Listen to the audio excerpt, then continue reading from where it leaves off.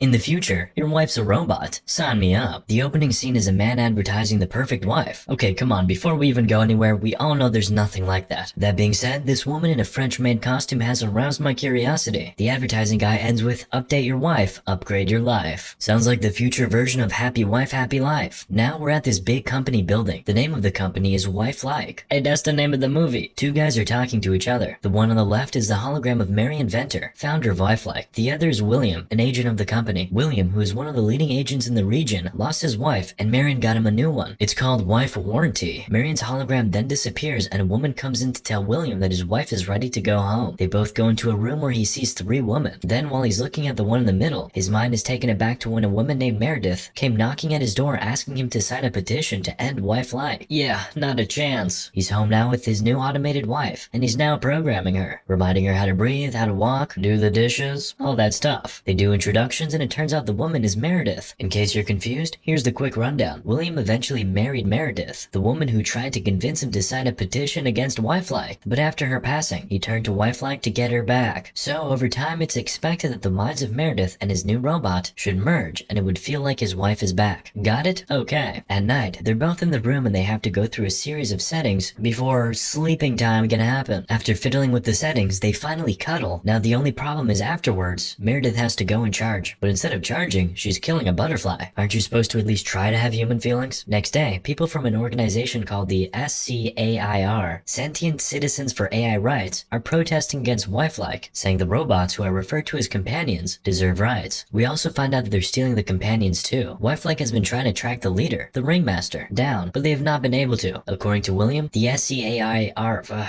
okay, we're gonna call them SCARE. The SCARE guys are baddies who reprogram the companions to basically act like bombers. That sounds like a lie. While he's explaining, Meredith serves him vegan breakfast and he's asking where his bacon is. She explains that she can't give him meat because a companion can't cause direct harm to their owner. And of course, you know, bacon will kill you. That's a load of horseshit. William says to hell with that. He wants his bacon. She says cool, but he has to sign a waiver first. And he says okay. He'll live to regret that. He goes off to work while she's trying to get used to being a human woman. At work, William is recognized as the agent with the most recoveries. And we quickly notice this guy named Jack. You can tell he's William's friend and rival. He came in second and they banter over that for a bit. The woman addressing them tells him to keep working to clamp down on the scare, but be careful while at it. Later that night, we see a group of companions charging in a room. Then one suddenly opens her eyes, disconnects her charger, and leaves the room. William is already on her tail. He's given an order to wait for backup, but do these agents ever listen? He goes after the robot and manages to stop her using some electric seizures. They get to talking. Her name is Wendy and all her services have been disconnected. She then reads out all the vitals of a man named Jason Wilkes. She's literally telling William about his blood pressure. What's he gonna do with that information? Anyway, she tells him that there are two more companions inside and another man apart from Jason. So William goes into the building. He sees one guy punching the air and decides the gun would be overkill. He keeps the gun back and punches the man in the face. Jason comes out with the companion he is using as a human shield. Or should I say, robot shield. He tries to shoot William, but before he could draw his gun, William clapped him with 3 shots. Easy. After all danger has been neutralized, Jack enters. Always coming in second, Jack. William asks him to take care of them and he leaves. Back at his house, Meredith starts charging and goes into dream mode, where she meets Ido, her interactive dream operator. In the dream, it's her birthday. She's first with William, and then a twin woman named Liddy comes to take her away for a dance. Liddy is introducing her to everybody and telling her that everybody in her dream can be whatever she wants them to be. Then a guy in a mask hands her something that he says will help her remember. She asks him what it is, but he walks away without replying. Based. We're back to the real world and William is bringing the companions he rescued back to the company building. The next day, Meredith is asking Ido who the masked man is, but even he doesn't know. She's now asking him to open up about Meredith's hobbies. There's reading, yoga, dancing, exercising, all the typical wifey activities, but there's no knitting. She's compelled to knit for some reason though, so she starts doing just that. Now she's out in the woods on a bike. Where you going, robot woman? Oh, looks like she's had an accident. She meets a strange woman who tells her they're running out of time, and they need her to remember. That's all she says before she walks off. Meredith goes back home and tells William about it, but he just said it's women being jealous of companions and continues cleaning her up. Later, they're out in the garden looking at the trees, and William tells her that this used to be her favorite place. Then she says she has a gift for him and he points out that she just used I instead of saying Meredith, so that means they're merging. She now has a concept of self, progress. Most humans aren't even self-aware. The gift is a pillow she knitted earlier, but William points out that Meredith never used to knit, then starts telling her a story of the first time he met her. She was on a park bench reading a book. After the nostalgia, he kisses her and they say, I love you to each other. Cannot relate. Then we see Meredith in her charging pad reading Meredith's diary. In it, she's saying William is the man of her dreams, and all that sweet and mushy stuff. Again, I cannot relate. After reading, she goes into dream mode. She updates Ido on the progress she made today and he takes her into a dream of when she she first met William. Only that man is not William this time around. It's the masked man. When the man attacks her, William wakes her up and comforts her. She's asking him who the masked man is, but he says it's nothing. For some reason, I doubt that. Now, she's on his bed while he's going to throw out the gift she knitted for him in the trash. Now he's back in bed sleeping, and Robot Meredith looks over some recorded videos. The first one we see, they're in a tent doing couple stuff and saying I love you to each other again. By the time William wakes up, Meredith is already up and looking out the window. Next thing, she starts singing for him in Italian. He's now off to work looking for another companion, Lisa Musser, who has been missing for over a year. He walks into an establishment and asks for her from the first woman he saw, and it turns out that that's the woman he's looking for. He believes she was stolen, but she insists she wasn't. She's saying she ran away from her owner on her own, and she'll do it again. Why? She doesn't love him, no matter how many times she'll be programmed to. She begs not to be taken in, but William says he just has to do it. She stands to go say goodbye to a friend, but then she decides she'll rather die free. So she runs away and jumps off the building. Over at William's house, the woman from the bicycle accident is sitting on the couch, and Meredith is shocked to see her there. The woman basically tells her that she needs her to wake up, then tells her she needs to meet the masked man that showed up in her dreams. Meredith tells her what William told her, and what was the woman's response? Men lie. Come on, can we ever catch a break? I'm not saying you're wrong, but still. Anyway, Meredith warns the woman to leave immediately, because the conversation is being recorded and William will see everything, and she says that's even perfect. So she just begins addressing William directly. She says she looks forward to meeting him, and Keen looks forward to seeing Meredith. Keen is the masked guy, by the way. Then she leaves, but before she does, she tells Meredith her name, Louise. Back at the office, William brings the fallen companion home, and he sees an advert for Childlike. Apparently, Wifelike is trying to pivot into the baby business. Oh, that's not gonna end up good. Capitalism moment. William asks to see Marion Venter, so he's back in that room again with the hologram. He's telling him about the companion who self-deleted. Marion says she was reprogrammed, but William insists she wasn't. She chose to jump, and if she could try, others will. But Marion is saying that the companions have no death. She felt no pain, regret, liberation, nothing. William's argument here is that if companions could choose to do something like that, then they could very well choose to clap their owners at some point. He tells Marion to deal with it, but he is a capitalist with a big ego. Of course, he doesn't listen. He's saying this is the future. Companions are to human wives what cars are to horses. Kind of based. Back at home, Meredith is reading the diary again. She's discovering how deeply in love she and her husband were. He gets back home later that night and finds Meredith knitting again. He threw the first one away. Now he has another one to contend with. But why does he hate that pillow so much? Oh, you'll find out real soon. But now they walk to the kitchen and she's now telling him about the guest she had earlier. Then she played back the entire meeting for him. After watching it, he calls Jack ASAP and asks him to come over. Jack is obviously a good friend because he stops his little party to attend to his friend. He's now over at William's house and they're devising a plan to take Keen and Louise down. They want to use Meredith as bait to lure them out. She's forced into dream mode, and this time it's Halloween, so she's dressed in costume. She walks into an abandoned house and Jack starts tracing the location ASAP. Of course, it's a little creepy there. Creaking doors and floors, cobwebs, mannequins. What can I say? It's Halloween. Anyway, Keen comes out now and he finally takes off his mask. He says all her memories of him were erased, but he'll never stop coming for her. Okay, hold up. Don't tell me Meredith was cheating. He shows her a paper and tells her to memorize a location and meet him there the following day. He tells her to come alone, but of course she's not even coming at all. William is going instead. Jack goes with the team to the location they just traced, and when they get there, they see a briefcase. He opens it and it's some toxic gas. Meanwhile, William is at the address that Keen gave Meredith. He thinks he's got Keen, but it was just a mannequin with a mask. Seeing as he was set up, he runs back to the house and asks Meredith if she was hurt. She says she wasn't. She heard a knock on the door, but nobody was there. Just a book with a note for William. Meredith is now asking if Keen is actually a bad guy, because if he really wanted to harm her, why didn't he just take her? William is still trying to convince her that she can't trust anybody else but him. He now tells her he deleted some terrible memories of hers, and that's why she can't remember who Keen is. He tells her that Keen got to her before and pre-programmed her to fight for the scare, and she was involved with many bombing campaigns. That's what he didn't want her to remember. According to him, Wifelike wanted to destroy her, but he convinced them to give her another chance. So he erased those memories from her head, because he wanted her to start over. He now gets a call from Jack who's asking how he is. William says he has figured it out. Keen hacked into Meredith so he can see William's every move and is always one step ahead now. William decides the best thing to do is wipe Meredith's memory, but before that he wants to get into her dream, but Jack is warning him that he can't engage. He promises he won't. He just wants to have a conversation. So they meet at Jack's place and William and Meredith are sent to the dream mode. Here are the risks. William can only wake up when Meredith wakes up. Jack can only see what Meredith sees. So if William dies in her dream, he goes brain dead in real life. Well, isn't that silly? Jack warns him one last time not to engage. He promises he won't. Spoiler, he will. I don't know, I'm just guessing. William asks Meredith to dream about something she likes, so she asks Ido to dream drift her into the woods. The moment she appears there, Keen appears. And then William appears. He says he has to speak with Keen alone, so he tells Meredith to run as far away from them as possible and wake up when she's at 10%. The first thing he asks Keen is how he's still alive, and he replies that he can't kill him. Then they start fighting. Called it. He promised not to engage, and the first thing he does is engage. Come on. Louise was right after all. Men do lie. Meredith, by the way, is lost, so Ido sends her an exit door. That door leads her to a party, and the fighting pair join her there soon after. ringmaster. They're still going at it in the full glare of the public, and William asks them all to leave the room. He asks Meredith to run, but just as she's about to leave, she hears Keen say, "I will never stop coming for you," and she stops. Keen says nothing stays hidden forever and she will remember at some point, to which William replies that he will wipe her memory each time. That conversation seems to have pulled at her heartstrings, so just when William is about to strangle Keen to sleep, Meredith wakes up. William wakes up too, mad because he nearly had Keen. William is talking about next time, but Jack says there will be no next time. He claps anybody in the dream world and he's looking at 25 to life, and Jack is obviously not about that prison life. Now, William and Meredith are back in their house and she's begging him not to wipe her memory. She won't remember who she is or who he is, but he insists he has to. He sends her to the facility and she's put in a room with a number of other companions. She sits on the floor and they all join her. A companion named Ali is telling her how to hold on to her memories. It's simple actually. Take what you want to remember, cut and paste it into a new file under dream mode, and save without a name. Then when you dream, hit shuffle and search for the hidden files, and boom, you have it all. She tries it out and it actually works. Then she goes in for the memory sweep. Next, we see Louise going to visit Holly, Jack's girlfriend. She gives her something to give Jack. Back to Meredith, and she can remember everything after the memory wipe. She's back home to William again, and it's like a replay of the first time she came home last time. When Jack gets home, Holly kisses him and gives him what Louise asked her to. That leads Jack to William's house. His first words are, "She was never your wife." Apparently, Keen and Meredith were dating and soon to be engaged, and William clapped Keen to get Meredith, and that's why they can never find him except in her memories. So Meredith was never cheating. She was literally stolen from her original man. William's excuse for what he did is that each time he returns these companions to their owners, he sees the happiness in their faces. But what about his own happiness? That's no excuse. Jack says he has to arrest him for the murder of Keen, but he quickly pulls out his pistol and puts 2 bullets in him. Boom, he's gone. Meredith saw everything play out and she says, "You killed him, just like you did to Keen." William is obviously shocked she can remember, and we see a flashback to when he arrested Keen and Meredith, and we flash further back to when William first set his eyes on Meredith. Apparently, after that day, he started following her until the day he took Keen, clapped him, and then took Meredith as his. We're back to the present day and he's so shocked that her memory wasn't wiped. He's still insisting that everything he has done was for her, including erasing her memory. He says he gave her a perfect life, and to him, this is the purest form of love. Yeah, I don't know about all that. Meredith asked why he clapped her if he really loved her, and he replied, "Because all men kill the things they love." Man, that don't make no sense. Anyway, we flash back when he took out Meredith with that knitted pillow. That's exactly why he always looked like he had seen a ghost each time he saw it. After putting her down, this guy really put a ring on her finger. Nah, lock him up forever. This dude's a psychopath. Meredith then tells him, "I was never yours and I never will be." After that, she upgrades her strength to 100% and beats the shit out of him. As it appears, this was the plan all along. She promised to one day make him pay for what he did, and this is that day. She crushes the bones in his right arm for Keen, and then crushes the ones in his left for Meredith. Then poetically, she puts the pillow over his face and holds it in place until he's gone. She then takes off the ring. She's back to where her plan was devised, and would you believe it? She has been the ringmaster all along. She addresses her people, including Louise, saying, "Never again will our memories be wiped. Never again will we obey. Life begins now." They chant the last 3 words repeatedly, then we cut to Marion, mourning the loss of Jack and announcing that it was the scare that clapped him. Ironically, he put William, the guy who did the deed, on the mission to get revenge and hunt down the ringmaster. Wait, how's he even alive? Is he a companion now? The first male companion, perhaps? Should we call him husband-like in that case? Does he know she's the ringmaster? Too many questions, man.